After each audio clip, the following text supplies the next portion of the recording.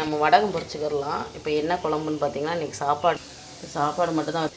இன்றைக்கி என்ன சாப்பாடுன்னு பார்த்திங்கன்னா, நேற்று போட்ட பூண்டு ஊறுகாயில் தொப்பில் அதை வச்சு தான் சுடு சாப்பாட்டில் பெரட்டி இது பண்ண போகிறேன். வாங்க பார்க்கலாம் எப்படி இருக்குது. இப்போ வடகம் பாருங்கள், அரிசி வடகம் எப்படி பொரிஞ்சு வருதுன்னு. சூப்பராக இருக்கும் இந்த அரிசி வடகம், காரசாரம் பாருங்கள். அரிசி வடகம் பொரிச்சிட்டேன் நான், சூப்பராக பொரிச்சாச்சு. இன்றைக்கி அந்த காரசாரமாக அந்த பூண்டு ஊறுகாய்க்கும் இந்த இதை வச்சு சாப்பிட போகிறோம். நம்ம வீட்டில் சாப்பாடு பாருங்கள், நேற்று வச்ச பூண்டு தொக்கு இருக்குது, ஊறுகாய் மாதிரி நல்லா சூப்பராக எண்ணெயாட்டம் இருக்குது. இன்றைக்கி இதை தான் போட்டு சாப்பிட போகிறாங்க பிள்ளைங்க.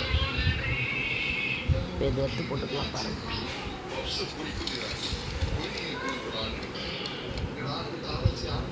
இந்த மாதிரி நேற்று செஞ்சு இது நான் 1/2 கிலோ பூண்டு செஞ்சேன். கொஞ்சம் இருந்துச்சு, கொஞ்சம் கொடுத்துட்டேன். அதனால் பார்த்திங்கன்னா கொஞ்சம் தான் இருக்குது. இப்போ 1/4 டப்பா போல் தான் இருக்குது.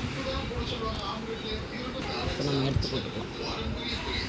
இப்போ நான் கிளறலை, ஓரமாக தான் எடுத்து வச்சு சாப்பிட சொல்லணும். தேவையானதை எடுத்துக்கணும். இது பெசன் சாப்பிட்டாலே போதும், கொஞ்சமாக போட்டு சாப்பிட்டா போதும். நம்ம வீட்டில் சாப்பாடு, பூண்டு தொக்கு, இந்த வடகம், அவ்வளோதாங்க.